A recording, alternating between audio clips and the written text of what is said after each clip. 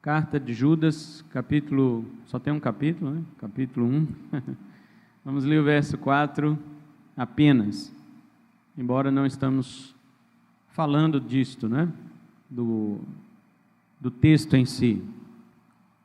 Judas, versículo 4, diz assim a palavra do Senhor: porque certos homens se introduziram com dissimulação, os quais antes estavam ordenados para esta condenação. Homens impiedosos que convertem a graça do nosso Deus em lascívia e negam o único Senhor Deus e nosso Senhor Jesus Cristo. Amém? Os irmãos podem assentar. Nós vamos encerrar aquela mensagem que nós começamos. Nós falamos sobre um conjunto agora de pessoas que está existindo em nossos dias, que são, eu denominei aqui de neopentecalvinistas, porque são pessoas que misturaram a doutrina neopentecostal com alguns conceitos da doutrina reformada para que trouxessem um tipo de satisfação para os seus ouvintes. E, obviamente, aqui o versículo está dizendo que estas pessoas convertem a graça do nosso Deus em dissolução. Eles são mestres para transformar a graça do nosso Deus em uma coisa banal, dissoluta, como um motivo para a libertinagem.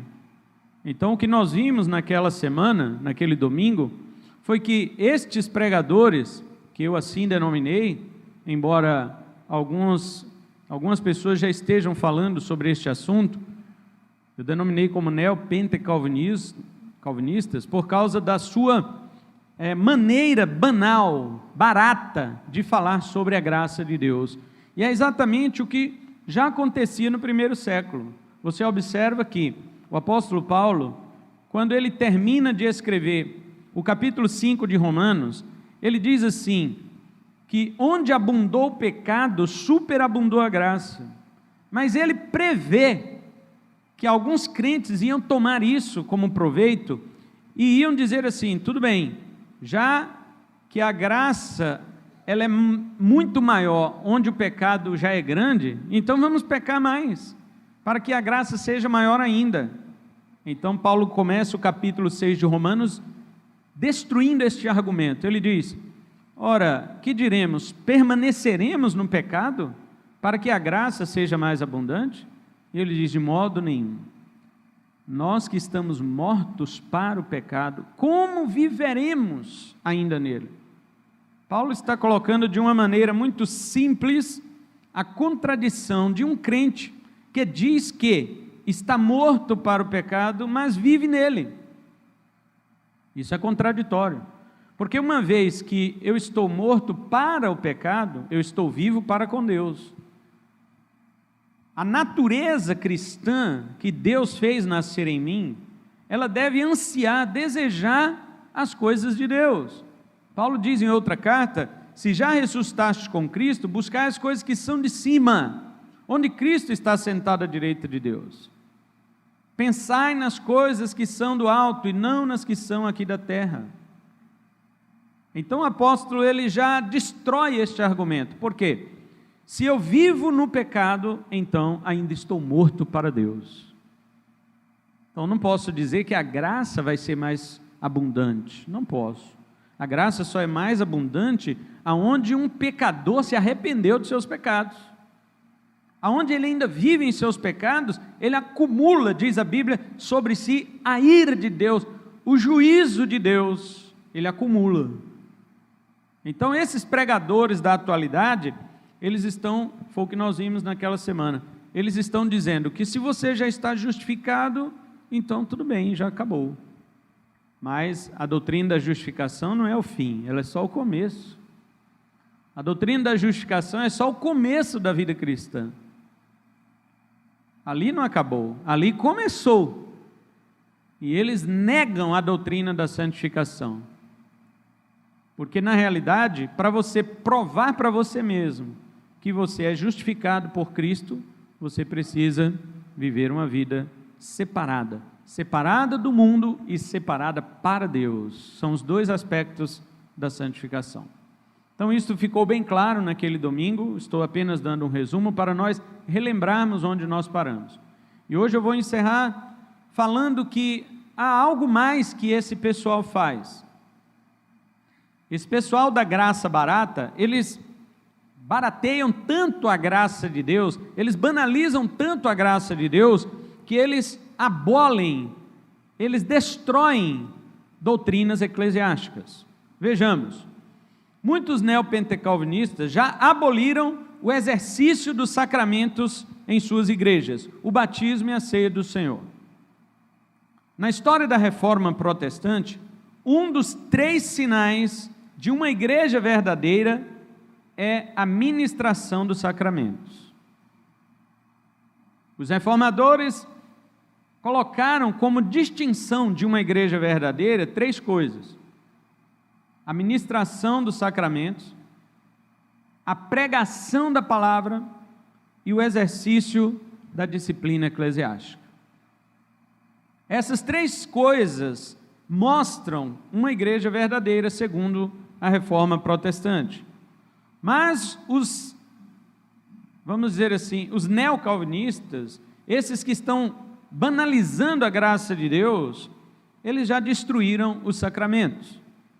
Você pode observar tem uma igreja chamada Em Espírito e em Verdade, depois você procura ela no YouTube, o nome do pastor é Geraldo Moraes. Você vai ver ele dizendo que não existe mais batismo, não existe mais ceia. Aliás, ele chega ao extremo, porque você negar uma doutrina bíblica já é errado, mas quando você atribui uma doutrina bíblica ao diabo, a coisa vai se tornando pior, e é exatamente o que ele faz.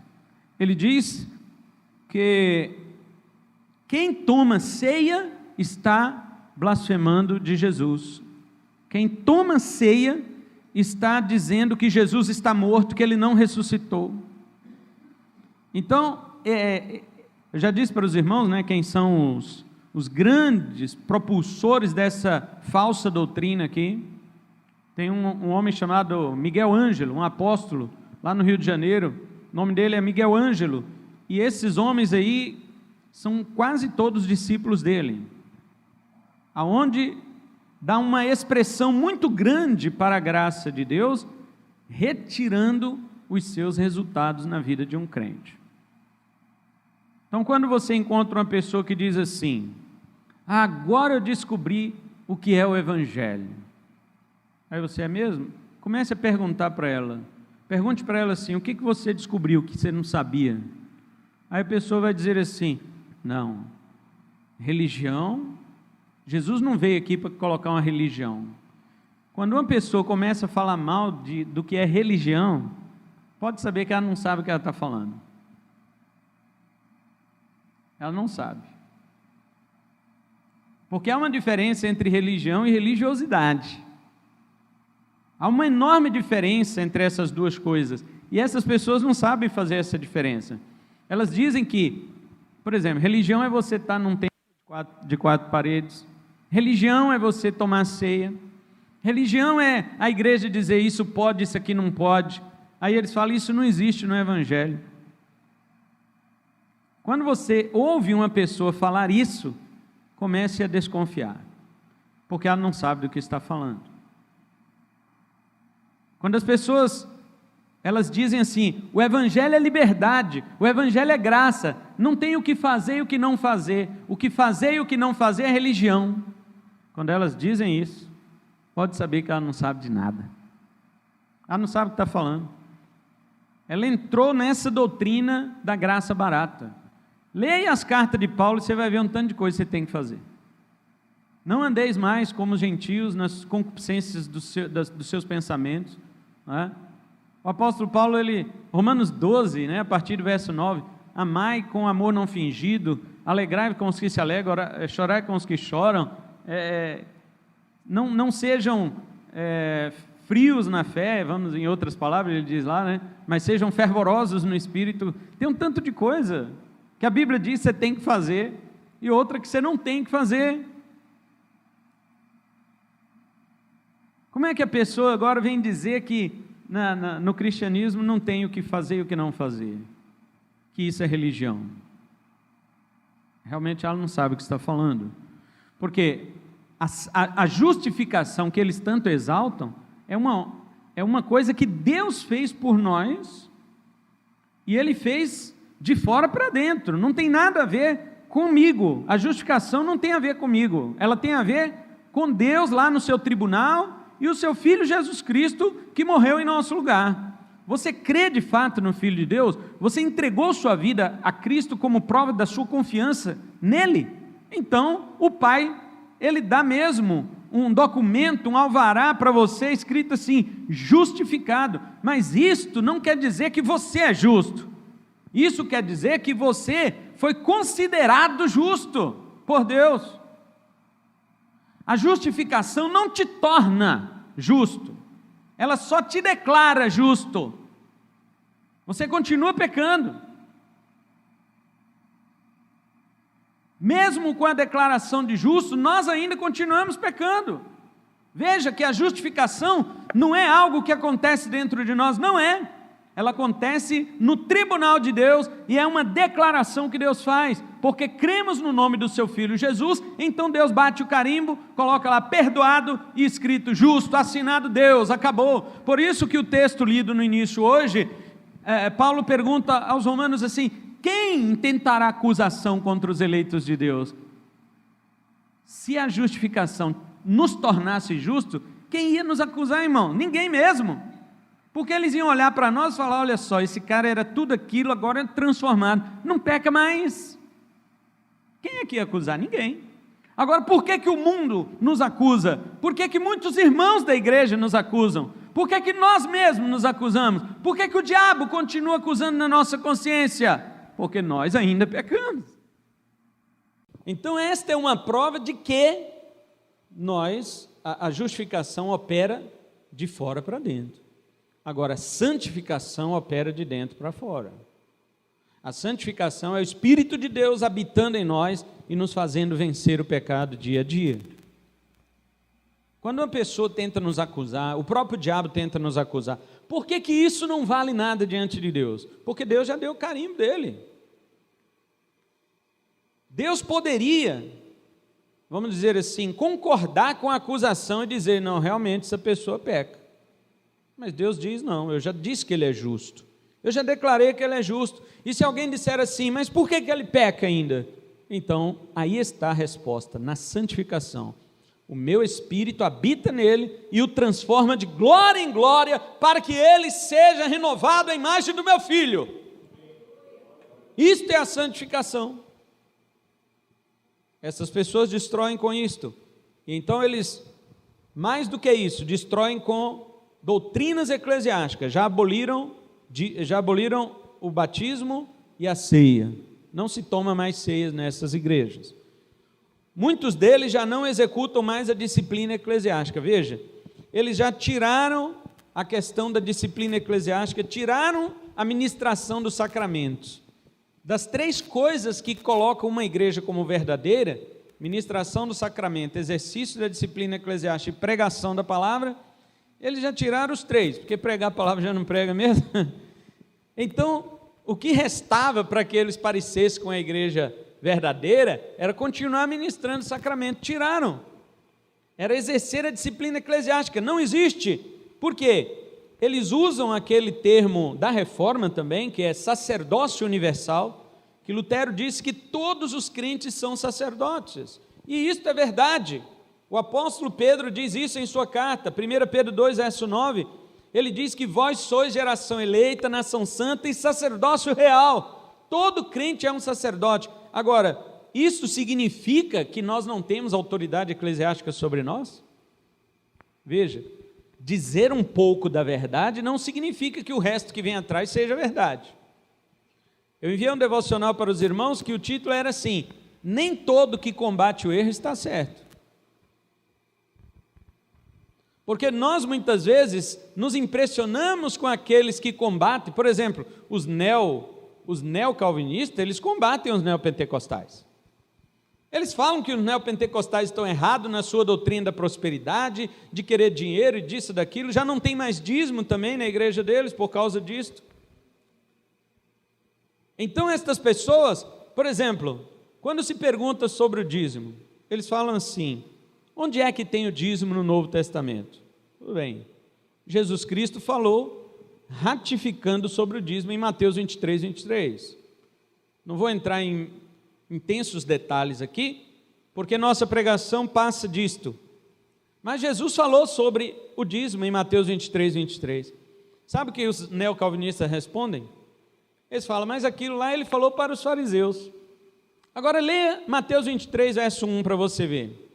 Está escrito assim: disse Jesus a seus discípulos, não é para os fariseus, ele disse a seus discípulos. Agora, ele disse sobre os fariseus e não para os fariseus. Ele disse acerca deles e não para eles.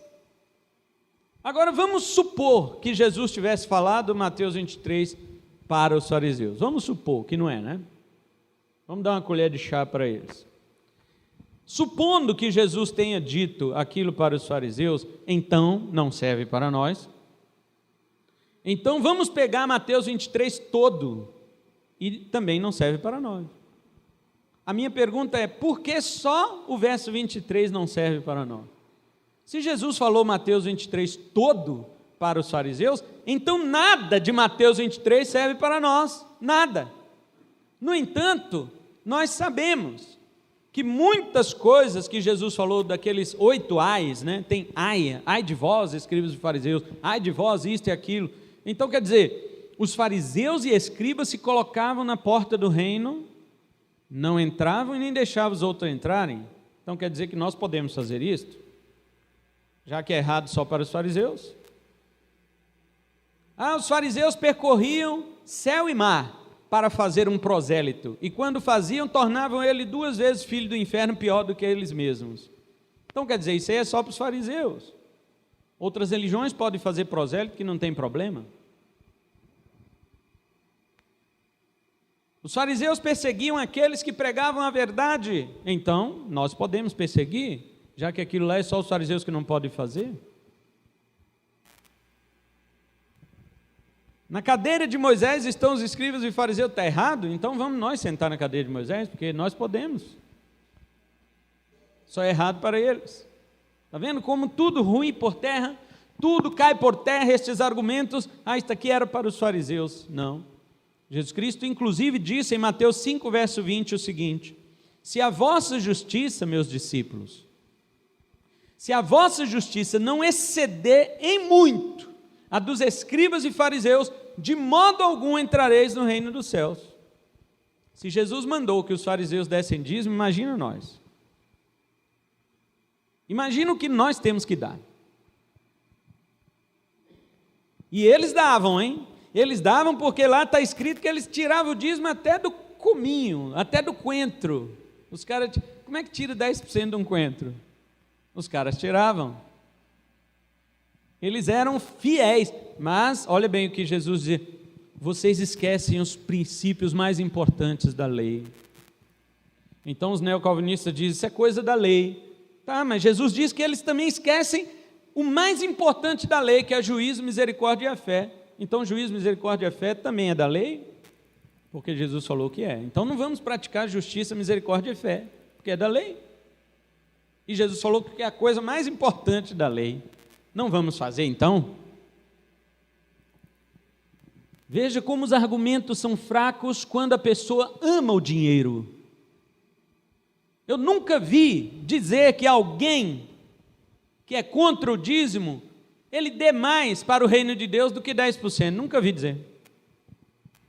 Se ele é tão generoso assim, que acha que 10% não é justo, por que não dá 20%? Por que não dá 30%? Não. Quando dá, é menos do que isso. Então isso prova o quê? Que ele tem um concorrente de Deus aí, não é?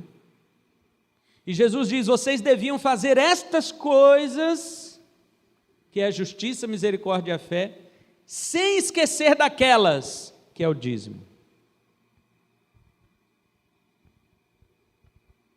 Mas vamos passar à frente, que eu ainda tenho muito mais outras provas de que o Novo Testamento ainda era utilizado o dízimo.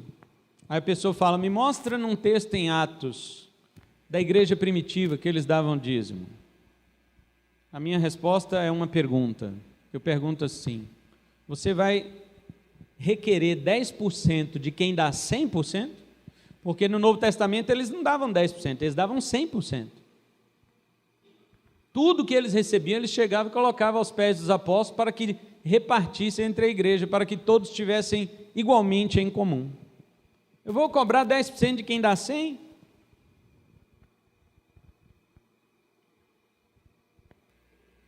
Mas prossigamos. Como nós já vimos, eles também não falam sobre a doutrina da santificação. Outra coisa, a aceitação do cânon para eles também é algo bem seletivo e a seu próprio gosto. Primeira coisa, eles descartam todo o Antigo Testamento e também as epístolas gerais. De Hebreus para lá, eles não aceitam nada. Hebreus, Tiago, 1, 2 Pedro, 1, 2, 3 João, Judas, Apocalipse, nada disso presta. E outra coisa, eles ficam somente com as cartas de Paulo. Outra coisa, para eles, os evangelhos são lei. Eles falam, o evangelho é lei, nós não podemos aceitar. O que Jesus falou nos evangelhos, nada serve para você. Nada. Só depois da morte de Jesus, quando ele diz está consumado, a partir dali é que começa a igreja. Fala, então vamos pegar o Sermão do Monte e vamos rasgar. Quando Jesus diz assim, bem-aventurado os pobres de espírito, porque deles é o reino do céu. Não, é mentira, isso aí só era para o povo da antiguidade. Bem-aventurados que choram, porque eles serão consolados. Não é não. Tem até um apóstolo lá em Santa Catarina, que chama Luiz Hermínio, e ele disse em uma de suas pregações, que esse negócio de importa que ele cresça e eu diminua, isso era só para João Batista. João Batista que tinha que diminuir para Jesus crescer. Nós não, nós temos que crescer sim. Ele fala assim na pregação dele.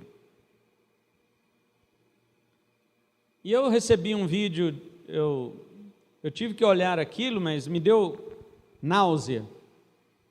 O coach falando, que agora tudo é coach, né? Coach agora é melhor do que qualquer outra coisa. O coach falando assim, Deus existe por sua causa. E ele fala assim, eu não estou enganado no que eu estou dizendo, eu repito o que eu estou dizendo, e é isso mesmo que você ouviu. E ele diz assim, não é você que existe por causa de Deus, Deus é que existe por causa de você. Ele fala e repete, e ainda dá essa ênfase, porque ele afirma e depois afirma o oposto daquilo, né? Quando você coloca os nãos em cima da sua afirmação, você está dizendo a mesma coisa. Então ele diz assim, é Deus que existe por causa de você. E ele diz, eu vou explicar por quê. Eu falei, agora me deu curiosidade. E eu fiquei ali para ver aquela cena terrível. Era melhor um filme de terror do que ver aquele cara falando. E ele disse assim, qual é o sentido de viver sozinho na eternidade? Deus sozinho na eternidade não tem graça. Ele tinha que fazer você para que ele ficasse completo. Deus existe por você, por sua causa. Falei, não acredito, cara. Não acredito que os coaches chegaram a esse ponto. Falei, quanto tempo Deus viveu na eternidade? Não existe tempo. Foi uma eternidade que ele viveu sem ter criado nada. Então quer dizer que Deus foi eternamente deprimido, até o dia que ele criou o bendito. Aí Deus falou, por que eu não pensei nisso antes, né? Por que eu não criei logo antes? Agora eu vou ficar... Pois é, hoje nós estamos ouvindo tudo isso desse pessoal, e as igrejas estão lotando, estão enchendo. As pessoas querem ouvir isto parecendo que isto é realmente a verdade. Eles também pregam que não mais se deve confessar pecados. Eu citei aqui um dos pregadores deles dos Estados Unidos, não, de Singapura, um japonesinho chamado Joseph Prince. Ele disse que só o apóstolo João falou de confessar pecado em sua carta. Se confessarmos nosso pecado, ele é fiel e justo. Mas como eles não aceitam as cartas de João, não aceitam de Hebreus para lá, só aceitam as cartas de Paulo, então eles dizem que se Paulo não falou que tem que confessar pecado, ninguém tem. Jesus falou na oração do Pai Nosso: Pai, perdoa-nos as nossas ofensas, como nós perdoamos a quem nos tem ofendido. Não, o que Jesus falou é lei, não serve. Os evangelhos é lei. Lutero deve estar rolando no túmulo, porque Lutero dizia assim: cambada, eu separei lei de evangelho. Agora vocês estão dizendo que evangelho é lei? E então, eles dizem, o que Jesus falou, olha só, a oração do Pai Nosso não serve. Não é oração modelo para nós. Paulo falou, alguma vez você tem que confessar pecado? Quem falou foi João, mas João não serve. Eu me lembro, estudando a história da igreja, que o primeiro cara que separou a Bíblia desse jeito que os neopentecostais separam foi um tal de Marcião. Ele viveu do ano 80 até o ano 180.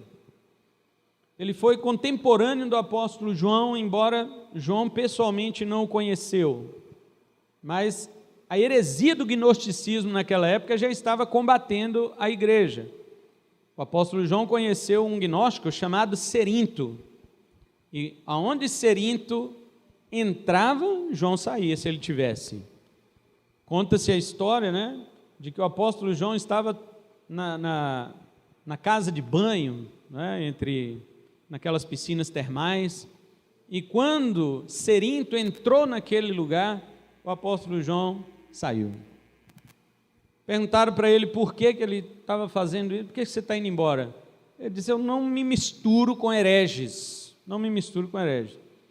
Cerinto era gnóstico, e o apóstolo João escreveu suas cartas combatendo exatamente o gnosticismo, escreveu seu evangelho combatendo o gnosticismo.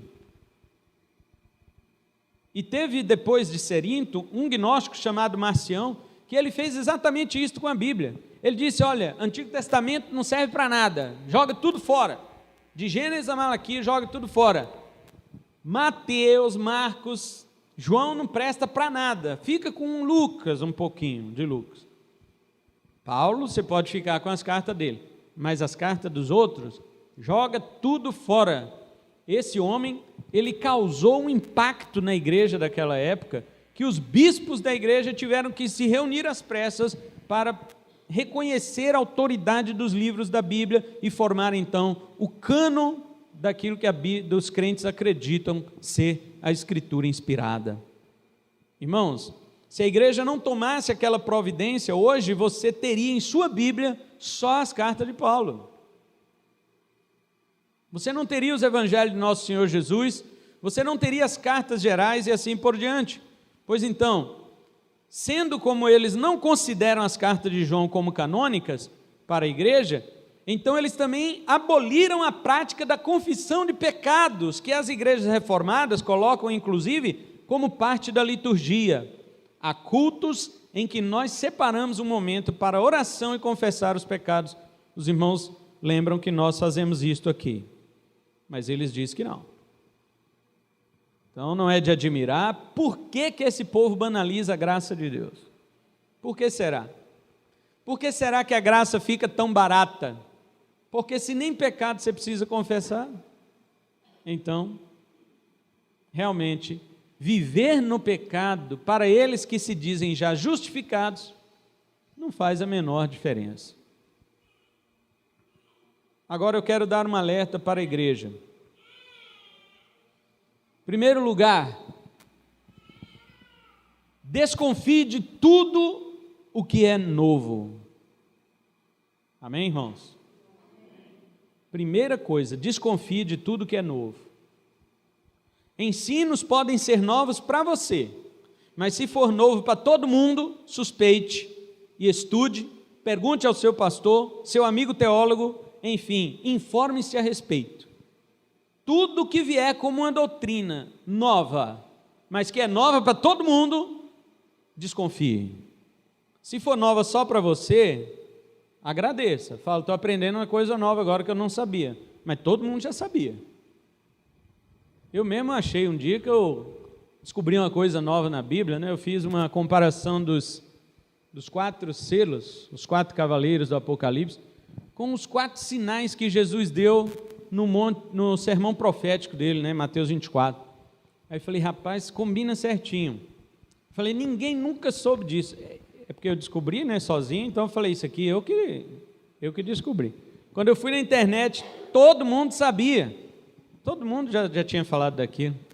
Eu falei, meu Deus do céu, né, realmente não tem... Falei, ainda bem, né, que eu não estou inventando heresia. Se todo mundo já falou, já sabia, porque realmente é uma verdade. Agora, o cara fala assim, pastor, eu descobri uma coisa nova na Bíblia. Fala para mim o que é. Aí quando ele fala, é nova para mim também, é nova para todo mundo. Eu falei, irmão, rasga aquilo lá que você descobriu, aquele papel, joga fora, queima com o fogo de Cristo Jesus e nunca mais pensa naquilo, porque é heresia. A pessoa perguntou para mim, pastor, mas a palavra de Deus não se renova? Não, claro que não. Onde você viu isso? Tem algum versículo na Bíblia que diz que a palavra de Deus se renova? As misericórdias do Senhor se renovam a cada manhã, mas a palavra, nunca vi esse versículo. Ai, a palavra de Deus se renova. Não, o que renova é meu entendimento sobre ela. Eu li a Bíblia 15 vezes, na 15ª eu tive uma renovação de entendimento. A Bíblia está lá, ué. Como é que ela vai renovar se é a mesma coisa que está escrito lá? Alguém mudou um negócio, um versículo aqui? Não, está escrito há 2000 anos, como é que ela renova? Renova-se o meu entendimento acerca da palavra de Deus. Agora, quando você ouve uma coisa nova, que é nova para todo mundo, suspeite, jogue fora. Preste atenção numa coisa, o evangelho é antigo, as doutrinas também. Não se inventa doutrinas. Doutrinas são tiradas da palavra de Deus, e o que é tirado da palavra de Deus fora do seu contexto é heresia. Mesmo que esteja mostrando na Bíblia, é heresia. Segunda coisa, desconfie de tudo que é fácil. John Stott, quando pregou o evangelho para um universitário, disse para ele que a salvação era apenas crer em Cristo, ele já estava salvo. O jovem disse, não pode ser tão fácil. Aí depois que o jovem veio a Cristo, John Stott o discipulou, dizendo como é uma vida de santificação. O jovem falou, não pode ser tão difícil. Então desconfie de tudo que é fácil. Eu não estou aqui dizendo que a salvação é pelas obras e nem pelo esforço humano. Quando se diz salvação pela graça por meio da fé, parece fácil. Mas quando se diz santificação, é mortificação da carne, dos desejos naturais, isso é difícil. E se nós não equilibrarmos estas coisas, podemos cair em 2 extremos. Primeiro, graça barata, porque tudo pode. Ou então salvação pelo mérito, porque eu tenho que me esforçar para Deus me salvar. As 2 coisas são erradas. Agora, quando eu entendo que a salvação é pela graça de Deus, por meio da fé, e eu sei que isto não vem de nós, é dom de Deus, como já está escrito na palavra, quem está inventando isso aqui? Foi o apóstolo Paulo que disse isso, inspirado pelo Espírito de Deus. Ora, pela graça sois salvos por meio da fé, e isto não vem de vós, é dom de Deus, não vem das obras para que ninguém se glorie. Agora ele diz assim, crucificai o velho homem, mortificai os membros que estão no vosso corpo. Essas coisas não são fáceis.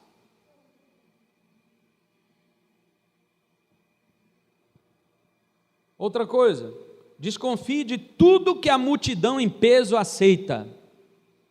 Em toda a história da igreja, a verdade sempre foi rejeitada pela maioria.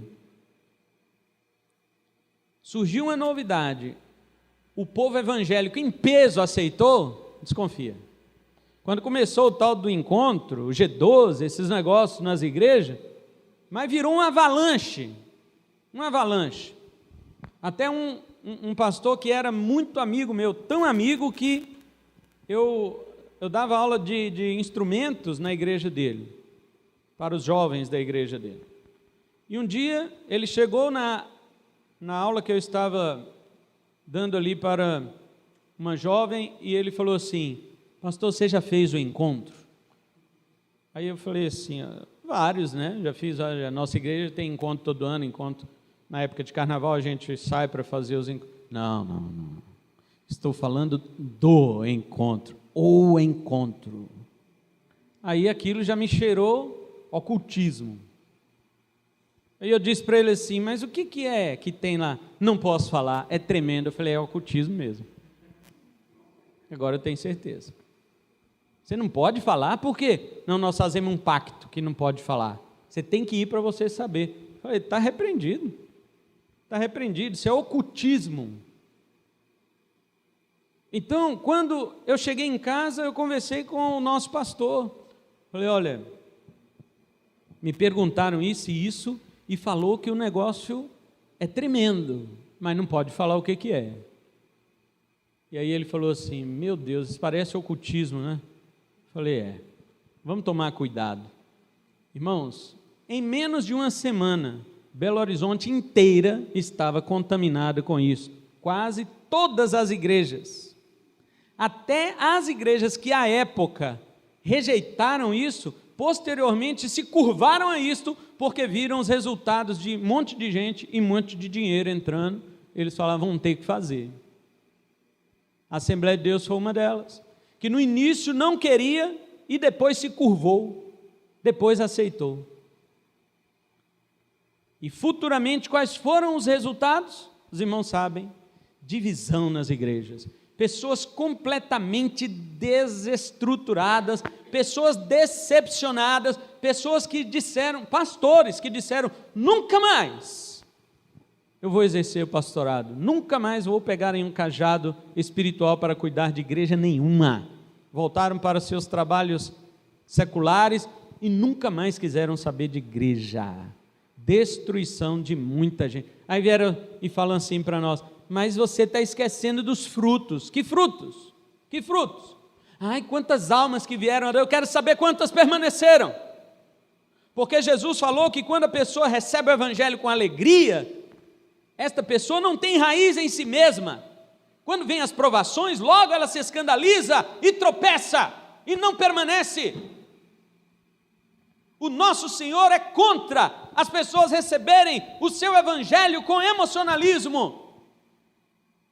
Ele diz que aquela semente que caiu em boa terra, ele mesmo, o Senhor, explicando sobre isso, ele diz: é aquele que ouve a palavra e a compreende.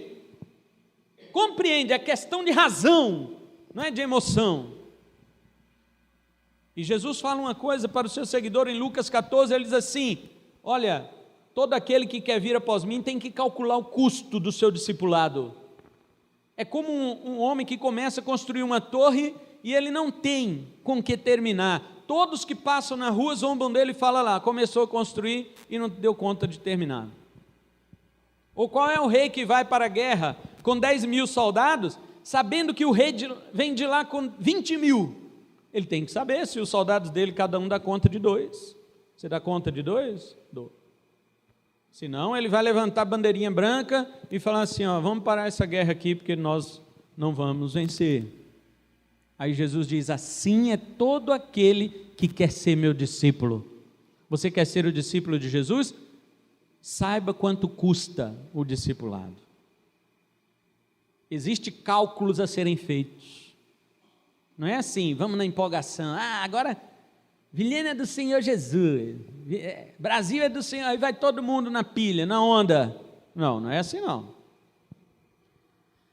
Então desconfie de tudo que a multidão aceita. Toda doutrina, com as características que já falamos, que agrada a multidão, então pode saber que tem algo errado. É arapuca de Satanás, é arapuca do diabo.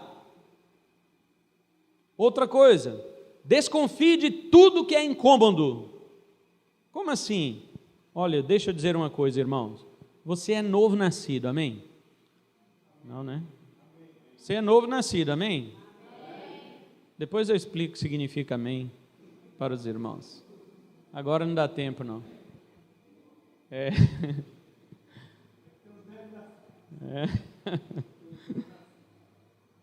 Se você nasceu de novo, o Espírito Santo, veja bem, o Espírito Santo nunca deixa a sua consciência em paz em relação ao engano. Nunca. Se você nasceu de novo, quando vem uma falsidade, o Espírito te incomoda. Dê ouvidos à voz do Espírito de Deus. Porque há muitas pessoas então, pastor, que estão em paz com estas heresias, com estes enganos. Por que tem muita gente em paz? Primeiro, porque não são salvos. Quem não é salvo está em paz com tudo, menos com Deus. Segundo, porque não dá ouvidos à voz do Espírito Santo. Jesus, quando disse aquela frase, quem tem ouvidos ouça o que o Espírito diz, você pensa que isso significa o quê? Que só vai ouvir quem tem ouvidos espirituais. É exatamente o que está escrito. Quem tem ouvidos, ouça o que o Espírito diz. Quem não tem ouvidos espirituais, nunca vai ouvir o que o Espírito diz, meu amigo. O Espírito de Deus pode dizer como de fato Ele tem dito, através das pregações, da Escritura, através de mensagens de estudos bíblicos, através de reflexões que são bíblicas, profundamente bíblicas. O Espírito Santo tem falado, inclusive, nas consciências dos homens. Mas quem não é espiritual não pode ouvir, ele está morto. Então deixe-me concluir a pregação desses 2 dias. Quando uma pessoa capina o seu terreno, eu não vou falar carpe sua data, porque senão só vocês entenderiam aqui, mas quem vai ouvir na internet não vai entender. Quando eu cheguei aqui, o João falou assim, pastor, quer que carpe a data? Para mim data é calendário, né? E carpe eu não sei o que é, eu sei que é uma palavra latina, né? Carpe diem, aproveite o dia, mas não sei o que ele quis dizer. João, fala de outro jeito aí, do jeito mais sudestino. Aí João falou, capinar o terreno. Eu falei, meu Deus, carpidata. Mas tudo bem. Quando uma pessoa capina o seu terreno, por exemplo, e no final ela diz assim, não é nada, isso é de graça. Estou falando isso, aconteceu comigo. Estava aconselhando um irmão lá na minha casa. E eu queria tampar o quintal dele assim, para ele não ver, né? Porque tinha onça, tinha um monte de coisa lá, além do mato. Aí ele, pastor, eu vou carpir essa data para o senhor. Eu falei, tudo bem, mas vamos, né? Eu te pago. Não. E no outro dia já veio, já pegou e tirou tudo, ficou tão perfeito assim, que eu falei, acho que eu mudei de casa. E eu queria, pagar aquela pessoa, mas eu ficava constrangido. Ele falou, não, eu fiz isso aqui de coração, porque eu amo o senhor. Eu gosto muito de você. Você tem trazido palavras para mim assim, e foi falando, e eu querendo pagar, e eu, meu Deus do céu, o que eu faço agora? E eu fiquei sem graça, porque eu desejaria pagar, mas ela fez de tão livre vontade, de tão boa vontade, e oferecer para pagar aquilo que foi feito espontaneamente seria uma afronta. Eu estaria afrontando aquela pessoa, dizendo que o amor dela por mim tinha um preço, mas não tem. O verdadeiro amor não tem preço. Agora veja, saiu de graça para mim, mas para aquela pessoa custou suor, custou esforço, custou tempo, custou dedicação, custou riscos. Ele podia se acidentar, cortar o pé, ele podia pisar em algum espinho, alguma coisa, podia ser atacado por uma das minhas onças. Muita coisa poderia acontecer com aquela pessoa. Ele correu todos estes riscos, ainda que houve boa vontade, os riscos foram corridos. A graça que os neopentecalvinistas estão banalizando é graça para nós, mas para o Filho de Deus teve um preço muito alto, incomparável. Diz o salmista no Salmo 49, versos 7 e 8, diz, nenhum deles, de modo algum, pode remir a alma a seu irmão, ou dar a Deus o resgate dele, pois a redenção da sua alma é caríssima, e seus recursos se esgotariam antes. Este é o preço de uma alma. Não há quem possa pagar o valor de uma alma diante de Deus. Nenhum ser humano pode dizer, Senhor, eu pago o resgate do meu filho, eu pago o resgate da minha esposa, eu pago o resgate do meu pai. Não existe. O preço de uma alma é caríssimo, diz a palavra de Deus. Os nossos recursos se esgotariam antes. Vê o preço do resgate da nossa alma? Porque se chama graça. Porque Deus resolveu não cobrar de nós. Porque Ele sabe que os nossos recursos não dariam. Então Ele cobrou do seu próprio Filho. A graça que talvez hoje você esteja banalizando, não foi de graça para Jesus. Rasgou as costas deles com açoites afiados. Significou escarradas em seu rosto. Que humilhação! O Filho de Deus ter o seu rosto cuspido por criaturas infames. Que humilhação Ele ter o seu rosto esbofeteado, a sua cabeça ferida, furada por aqueles espinhos, enquanto eles batiam com um cano de ferro sobre aquela coroa, para que os espinhos quebrassem no crânio de Jesus. Essa graça que muitos barateiam, rasgou os tendões dos braços de Cristo e dos pés do Cordeiro de Deus naquele madeiro. Teve um custo de sangue escorrendo pelo rosto, sangue vivo e sangue preto, coagulado, seco, que desde as 3 da manhã estava apanhando no jardim.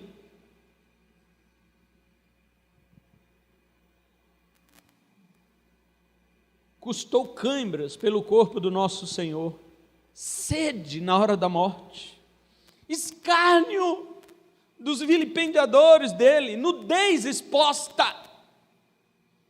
Mas acima de tudo, custou uma troca, a troca do amor pela ira de Deus.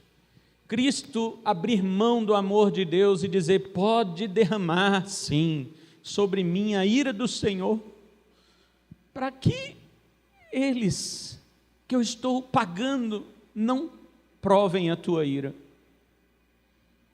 Custou essa troca. A graça que te faz saborear o amor foi porque Ele quis pegar o amor que era só dele e distribuir para você, enquanto em troca pegava a ira que era só sua e recebia sobre Ele na cruz. Uma coisa é certa: você e eu jamais poderemos saber o preço dos nossos pecados. Você vai para o céu e nunca você vai saber o preço dos seus pecados. Nunca. Você nunca vai saber. Está aí uma coisa que a eternidade não vai te ensinar. Para saber, você deveria estar no inferno para sempre. Mas disso a graça nos livrou. Será um enigma, por toda a eternidade eu estarei no céu, olhando para o Cordeiro de Deus, para o Filho de Deus, vendo as marcas nos seus pulsos, nos seus pés. E eu vou dizer, foi por mim, porque eu não poderia, ainda que eu morresse como Ele, jamais poderia pagar pelos meus pecados. Mas tem uma coisa: o preço do teu pecado, Jesus nunca esquecerá. Ele sempre saberá quanto custou. Você nunca vai saber, mas Ele sabe. Espero que todos que ouvem esta mensagem aprendam a valorizar a graça de Deus. A graça de Deus é preciosa. A graça de Deus é maravilhosa.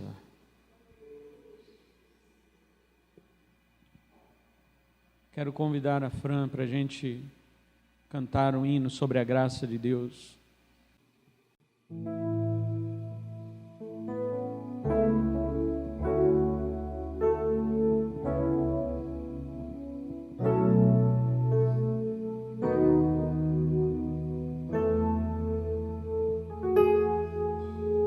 Cansado estou de tanto andar, meus pés feridos estão, mas ouço uma voz dizendo assim: Canaã é logo ali.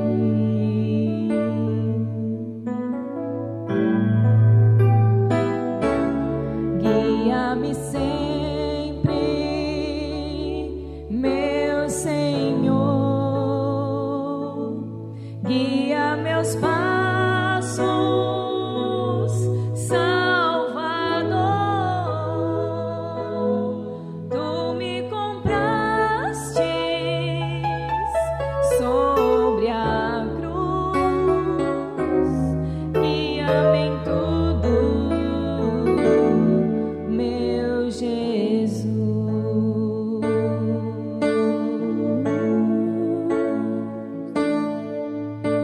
Preciosa graça de Jesus, perdido me encontrou,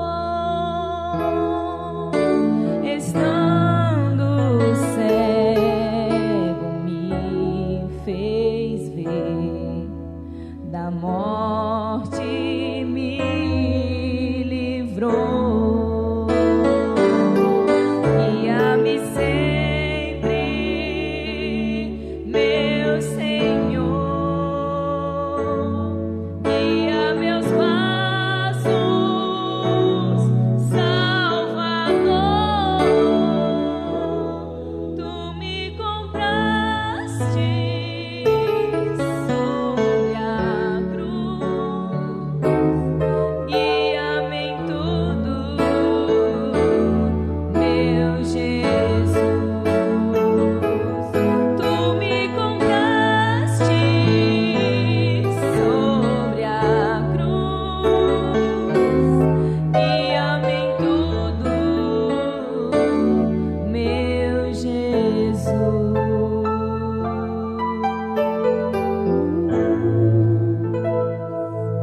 Glória a Deus.